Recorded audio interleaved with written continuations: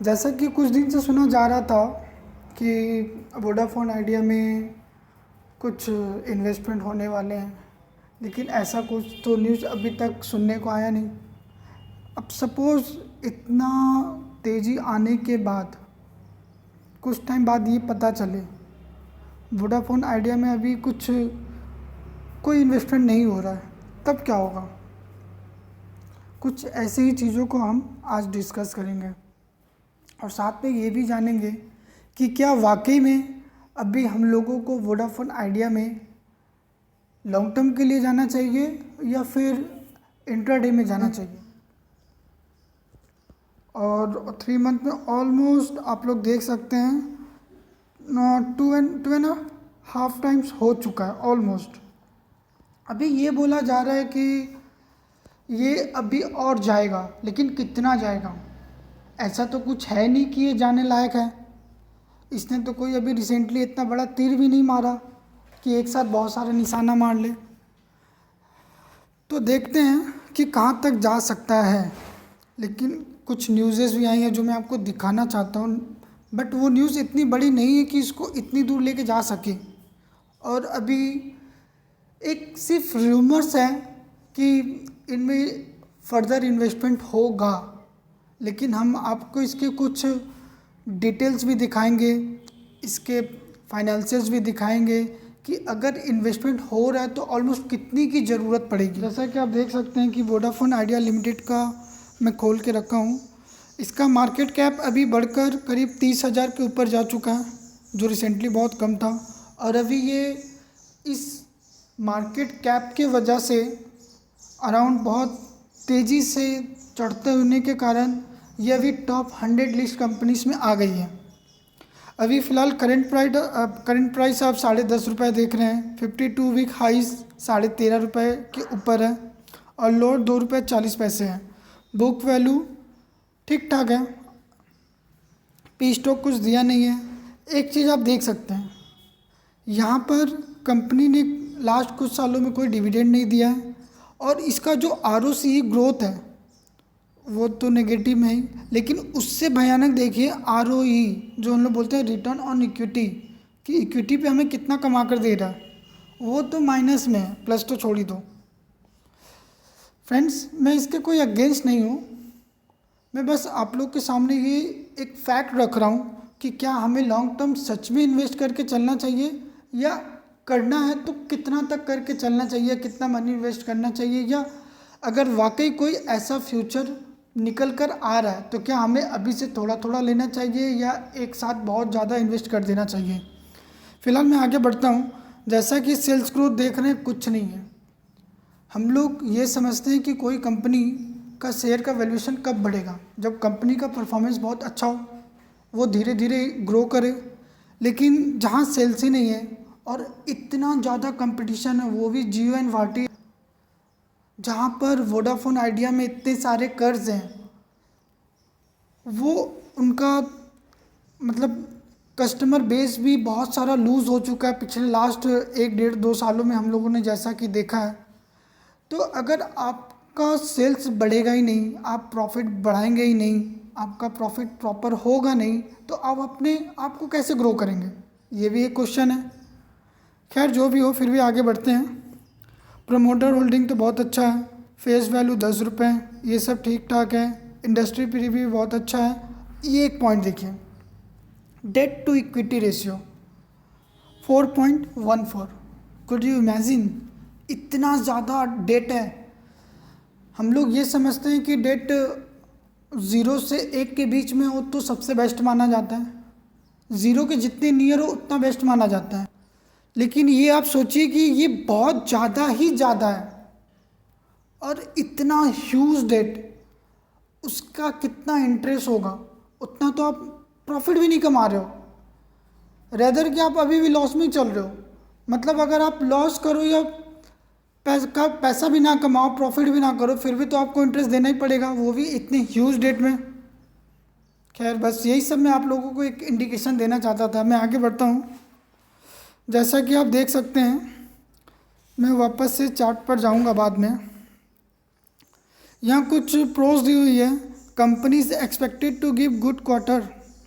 ये हम लोग भी अनुमान लगा रहे हैं कि ड्यूरिंग द कोविड टाइम में कुछ सेक्टर चल रहे हैं, तो वो टेलीकॉम सेक्टर है, फार्मा है और एफएमसीजी है, जो बहुत ज़्यादा ऑलमोस्ट ठीक ठाक ही चल रहे हैं या ज़्यादा कुछ अच्छा ही चल रहे हैं।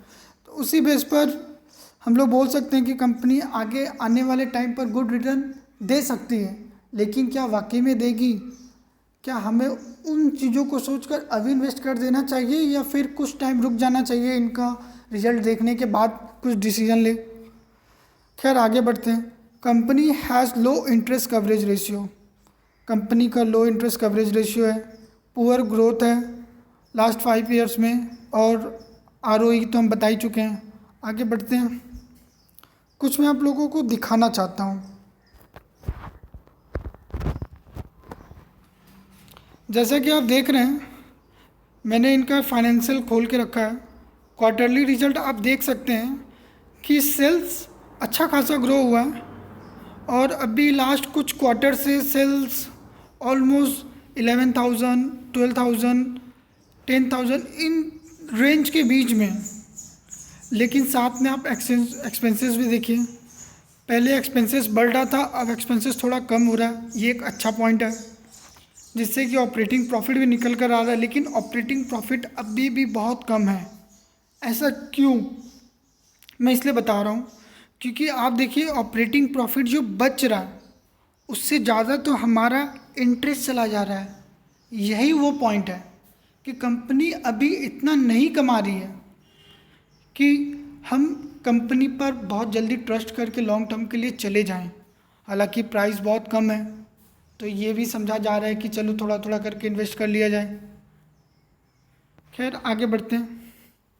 जैसा कि आप लोग देख रहे हैं, profit before tax and net profit ये अभी भी माइनस है। इसके पहले वाले क्वार्टर में तो अनएक्सपेक्टेड है, क्योंकि जहाँ एजीआर का बोझ इतना हो वहाँ पर कोई क्या करेगा।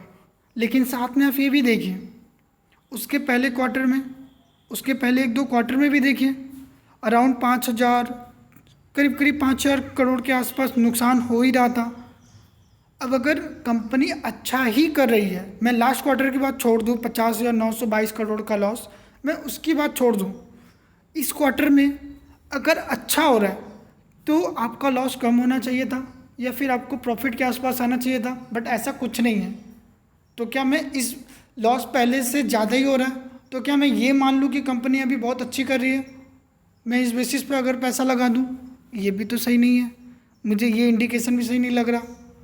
मुझे एक इंडिकेशन वहाँ मिला था कि कंपनी गुड रिटर्न देगी, तो मैं उस पर बिलीव कर रहा हूँ।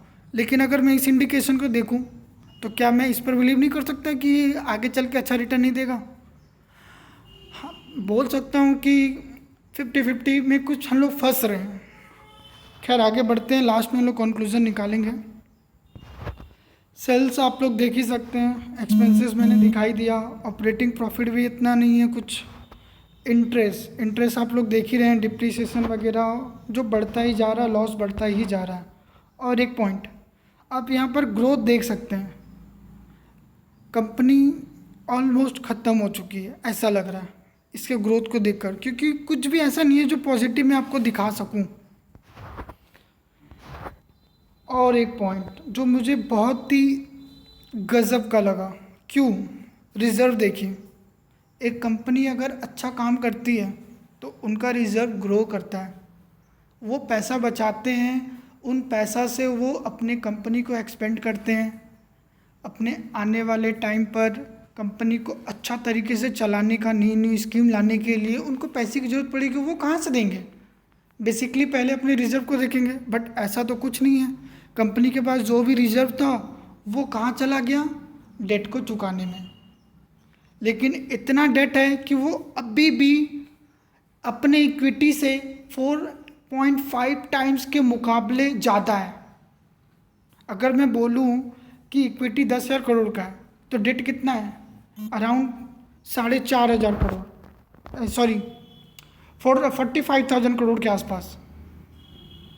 खैर आगे बढ़ते हैं कि कंपनी में पैसे आ रहे हैं। एवरेज रिटर्न पर यूनिट, ये सर्वे कुछ हुआ है CLSA की तरफ से, जो ये बोला जा रहा है कि लाइकलीहुड चांसेस है, मतलब हो सकता है कि एक अच्छा रिटर्न की चांसेस है, मतलब पॉसिबिलिटी कितना संभव ऐसा कुछ नहीं, एक लाइकलीहुड बोला गया है कि इसका रिटर्न पहले से कुछ बढ़ेगा। मतलब सपोज मैं बोलूँ कि पहले जहाँ आप 100 रुपये का रिचार्ज कर रहे थे वहीं पर कंपनी ने उस 100 रुपये को 110 रुपये कर दिया, तो ये एक लाइकलीहुड बोला जा रहा है कि उस बेसिस पे बोला जा रहा है कि कंपनी का रिटर्न कुछ अच्छा होगा, लेकिन कितना अच्छा होगा, सवाल तो यही है। आगे बढ़ते हैं।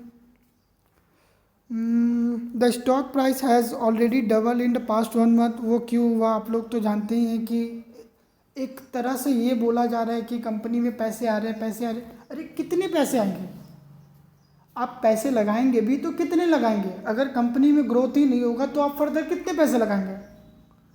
कंपनी को तो काम भी करना पड़ेगा, कंपनी को तो ग्रोथ भी दिखाना पड़ेगा। खैर आगे बढ़ते हैं। जैसा कि मैंने 1 साल का चार्ट खोल रखा है, अब हम लोग उन सारी चीज़ों का अगर समेशन निकालें तो ये अनुमान लगाया जा रहा है कि उस गुड रिटर्न के बेसिस पर कि कंपनी एक गुड रिटर्न के बेसिस पर और एक आपका जो इन्वेस्टमेंट की बात चल रही है, जो कितना कंफर्म है ऐसा कुछ न्यूज़ अभी तक आया नहीं है, तो उन 2 पॉइंट्स के बेसिस पर लास्ट 2-3 महीना में स्टॉक ऑलमोस्ट 2.5 से 3 गुना बढ़ चुका है।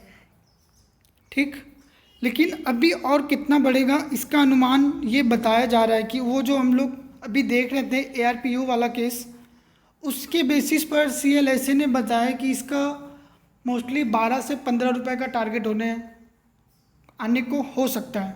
और कुछ ब्रोकरेज फर्म्स भी मैंने देखा था तो जहाँ पर उन लोगों ने बताया कि 20 से 25 रुपए तक जा सकता है। बट क्या वाकई ये इतना जाने के काबिल है? क्या उस बेसिस पर हमें इसमें इन्वेस्ट कर देना चाहिए? बाकी टेक्निकल क्या कह रही है? टेक्निकल देखिए, अगर आप RSI लेवल देखेंगे, आप इमेजिन कर सकते हैं 91.9 मोर देन 90 है, मतलब कितना हाईली ओवरबॉट जोन में चला गया है। अमेजिंग, मतलब क्या है इसमें कि इतना खरीदे जा रहे हैं लोग? क्या सच में ये एक साथ ही टर्न अराउंड कर देगा 2 महीने में? मुझे नहीं लगता कि कोई भी कंपनी ऐसी होगी जो 2 महीने या 1 महीने में टर्न अराउंड कर सकती है। टर्न अराउंड करने के लिए सालों लग जाते हैं। खैर कोई नहीं, फिर मैं इसके टेक्निकल को अगर सही तरीके से देखूं तो इसका नेक्स्ट टारगेट मुझे अराउंड यहाँ तक लग रहा है, 11.5 रुपये से 12 रुपये या 15 रुपये जो बोला जा रहा है। तो अगर कल को मंडे को अगर मार्केट ओपन हो और तेज़ी का मूड बना हो तो प्लीज़ एक 10.5 रुपये के ऊपर अगर ओपन हो, इंट्राडे बेसिस पे मैं बोल रहा हूँ, 10.5 रुपये से अगर ओपन हो या उससे ज़्यादा पे ओपन हो तो 10.5 रुपये या कुछ अराउंड, और अगर थोड़ा लॉस बेयर कर सकते हैं तो 10 रुपये के नीचे का एक स्टॉप लॉस लेकर आगे की तरफ सोच सकते हैं। और जैसे जैसे अगर आगे बढ़े तो अपने स्टॉप लॉस को ट्रेल करते हुए आगे जाइए। और जो 12 रुपये, 11.5 रुपये, 15 रुपये का जो टारगेट दिखा रहा है, अगर वहाँ तक आपको अगर दिखे जाता हुआ तो आप एक प्रॉफिट बुक कर सकते हैं। बट अगर आप लॉन्ग टर्म इन्वेस्टमेंट में जाना चाहते हैं तो आई थिंक मुझे नहीं लगता कि इतनी सिनारियों को देखने के बाद हमें एक शॉट में पैसा पूरा लगा देना चाहिए, क्योंकि शेयर ऑलमोस्ट बहुत ज़्यादा चढ़ चुका है, 2 से 3 टाइम्स चढ़ चुका है। और ऐसे में सारा पैसा लगा देना, अगर कल को वो चीज़ न्यूज़ सही ना निकले या फिर परफॉर्मेंस सही ना आए तो आपका पैसा बहुत बुरे तरीके से फंस सकता है। तो मैं ये इतना ही अपनी तरफ से ओपिनियन रखूँगा कि अगर आप लॉन्ग टर्म इन्वेस्टमेंट करना चाहते हैं तो अपने फंड को जितना लगाना चाहते हैं उसका थोड़ा थोड़ा करके लगाइए। जब जब डीप आए तो थोड़ा थोड़ा करके लगाए, 2 रुपये 3 रुपये जैसे जैसे गिरे, अगर कभी फ्यूचर में तो वैसा ऐसा करके थोड़ा सा लगाएं। या फिर अगर इंट्राडे बेसिस पे काम करना चाहते हैं तो मैं जो आपको एक ओपिनियन दिया कि इतना से इतना रेंज के ऊपर अगर खुल रहा है तो आप उस बेसिस पे भी जा सकते हैं। तो ये सारा समेशन रहा और ये सारा डिटेल रहा। अगर आपको मेरी वीडियो अच्छा लगी हो तो प्लीज़ एक लाइक सब्सक्राइब कर दीजिए। Thank you for watching my video.